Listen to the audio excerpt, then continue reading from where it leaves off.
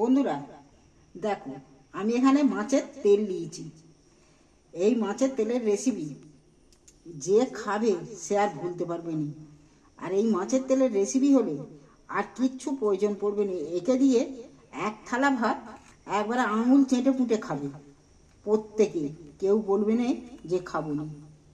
দেখো এর সাথে তেল পোটার সাথে কি কি আমি সবজি নিয়েছি। এখানে আমি নিয়েছি 3টে পেঁয়াজ ছাড়িয়ে নিয়েছি, একটা আলু নিয়েছি, একটা টমেটো, 2টো বেগুন, 4-5টা কাঁচা লঙ্কা নিয়েছি।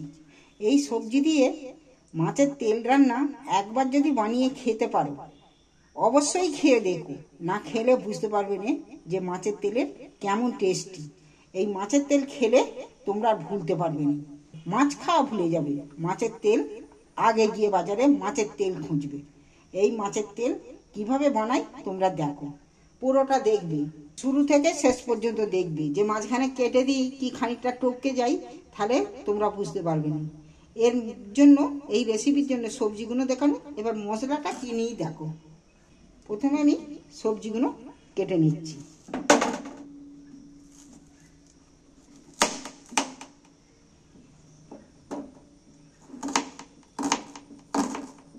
পেঁয়াজটা প্রথমেই আমি পেঁয়াজটা কেটে নিচ্ছি। পেঁয়াজগুলো কেটে নিয়েছি। এইবার আমি আলুটাও কেটে নিচ্ছি।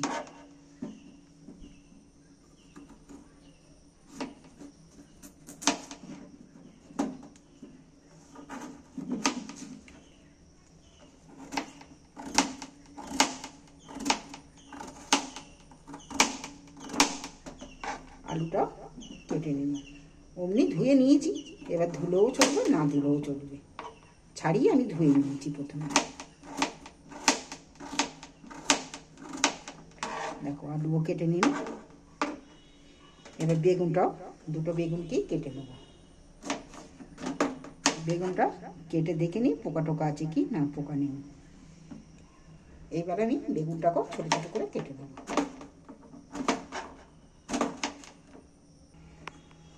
কাঁচা লঙ্কাগুলো দেখো এইভাবে চিড়ে নিয়েছি কেটে। কাঁচা লঙ্কাগুলো চিড়ে নিয়েছি, 5টা কাঁচা লঙ্কা নিয়েছি। এবার টমেটোটাও কেটে নিচ্ছি।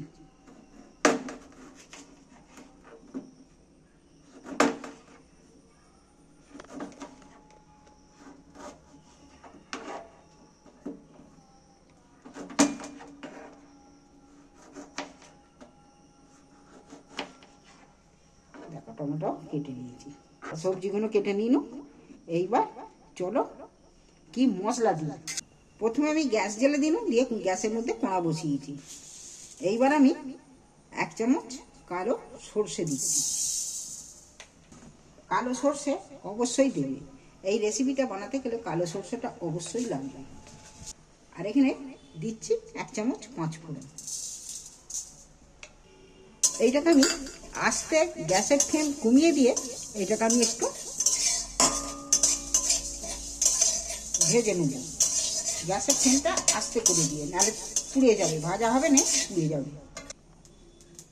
এটা কিন্তু সেন্ট উঠে গেছে, আর দেখছো চড় বড় করছে, কালারও চেঞ্জ হয়ে গেছে, ভাজার একটা সেন্ট উঠে গেছে। এবার এইটা ভাজা হয়ে গেছে, আমি একটা এখানে মিক্সারের জার নিয়েছি। এইবার আমি এই মিক্সারের জারে ঢেলে নিচ্ছি। এইবার আমি তেল দিচ্ছি, 1 চামচও তেল দিচ্ছি, 1 চামচ, 4 চামচের সামান্য, খুব সামান্য তেল দিয়েছি। এই সামান্য তেল না দিলে মাছের তেল থেকে কিন্তু তেল খুব বেরোবে। কড়াটা গরমই ছিল, তেলও গরম হয়ে গেছে। এইবার আমি ছোট ছোট করে কাটা পেঁয়াজগুলো হাতের সাহায্যে আমি একটু ভেঙে দিচ্ছি।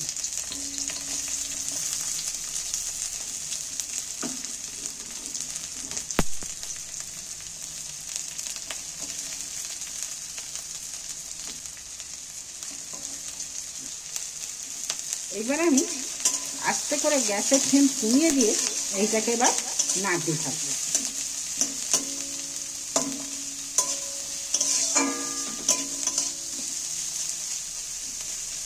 পেঁয়াজটা নাড়তে নাড়তে অনেকটাই কিন্তু নরম হয়ে গেছে, লাল করে কিন্তু ভাজিনি, নরম হয়ে গেছে। এইবার আমি এখানে 8-10 কষা রসুন নিয়েছি। এবার রসুনটা বেটে দেবুনি, রসুনটাকে ধুবো থেঁতো করে। থেঁতো রসুন কিন্তু খেতে দারুণ লাগে। দেখো তাহলে শুধু এইভাবে থেঁতো করে দিচ্ছি, গোটা গোটা এইভাবে থেঁতো করে দেবো।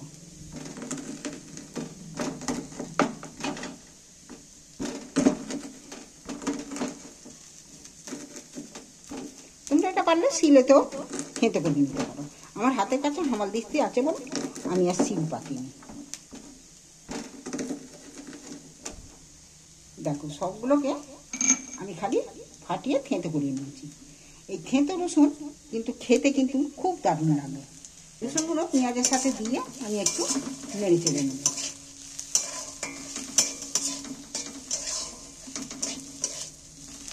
পেঁয়াজের সাথে রসুনটাও কিন্তু সেন্ট উঠে গেছে। পেঁয়াজ রসুন অনেকটাই লালচে ভাব এসে গেছে। এইবার আমি তেল ফোঁটাটা তুলে দিচ্ছি এর মধ্যে।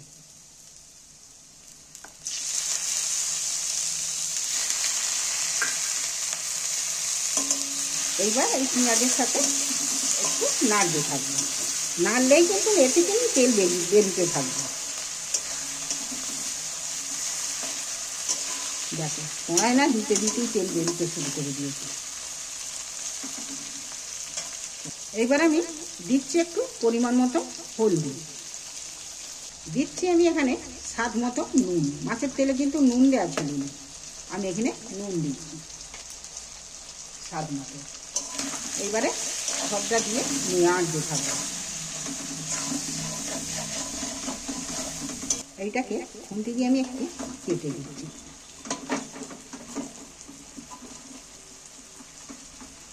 এইটা পটপটি টানচা।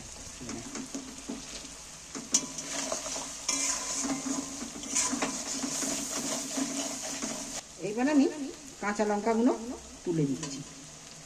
কাঁচা লঙ্কা 8টা সবগুলো দিয়ে আমি আবারও ভাজবো।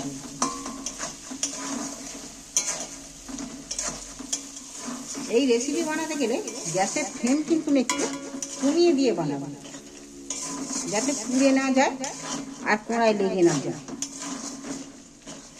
দেখো সব কিছু কতটা নরম হয়ে গেছে। টমেটো নরম হয়ে গেছে, পেঁয়াজ, টমেটো, কাঁচা লঙ্কা সবাই নরম হয়ে গেছে। আর তেলও কতটা বেরিয়ে গেছে দেখছো, তেল ছেড়ে দিয়েছে কতটা। এইবার আমি আলু আর বেগুন আবারও ধুয়ে নিচ্ছি একবার, নিয়ে আলু আর বেগুন তুলে দিচ্ছি এর মধ্যে। এই আলু বেগুন দিয়ে এই মাছের তেলের রেসিপি না যদি খেয়ে থাকো তোমরা যে কি ভুল করবে বুঝতে পারবে না। একবার খেয়ে অবশ্যই ট্রাই করে খেয়ে দেখো। বাজারে গিয়ে কিন্তু আগে মাছ খুঁজবে না, আগে তেল খুঁজবে মাছের। দেখি দারুণ স্বাদের জিনিস। দেখো এইবার আমি গ্যাসের ফ্লেম কিন্তু কমিয়ে দিয়ে একটু চাপা দিয়ে দিয়ে বানাবো। দেখো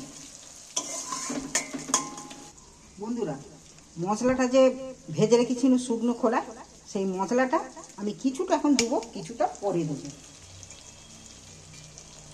1 চামচ মশলাটা দিয়ে দিচ্ছি ছড়িয়ে মধ্যে। এইবার আমি মশলাটা একই সাথে নেড়ে দিচ্ছি। কিন্তু জল আমি দিচ্ছি, এর মধ্যেই আস্তে আস্তে নাড়তে নাড়তে ভাজা হয়ে যাবে। এইটা কিন্তু আমি একটু চাপা দিয়ে দিচ্ছি। দেখি মিনিট 1.5-2 মতো হয়েছে, চাপা দিয়েছি। তোলায় বসে গেছে কি না, তোলায় বসেনি। গ্যাসের ফ্লেম তো একদম কমানো আছে, কিন্তু ফুটতে রয়েছে। দেখতে কত সুন্দর হয়েছে, না দেখলে না বানিয়ে খেলে বুঝতে পারবে না। সেন্টটাও দারুণ উঠেছে, এত দারুণ সেন্ট উঠেছে, মনে হয় ভাত নিয়ে এসো ভাত। একদম ভাত দিলে আঙুল চেটে ফুটে ভাত তোমরা খেয়ে নেবে। আর একটু চাপা দেবো, আর মিনিট 2 চাপা দিয়ে রাখবো। দেখি একদম সম্পূর্ণ হয়ে গেছে। দেখো একদম আলু একটা টিপে দেখাচ্ছি সেদ্ধ হয়েছে কি। হ্যাঁ, কিন্তু খুব সুন্দর আলু সেদ্ধ হয়ে যাবে।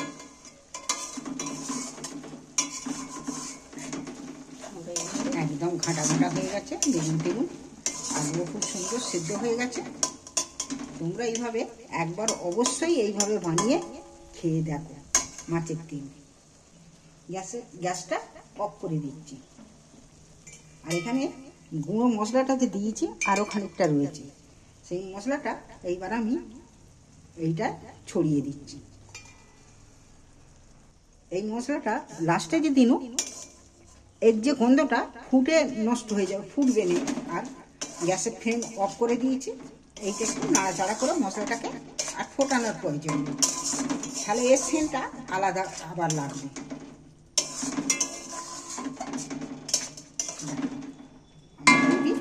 এইবার আমি এখানে তুলে নিচ্ছি একটা জায়গার মধ্যে।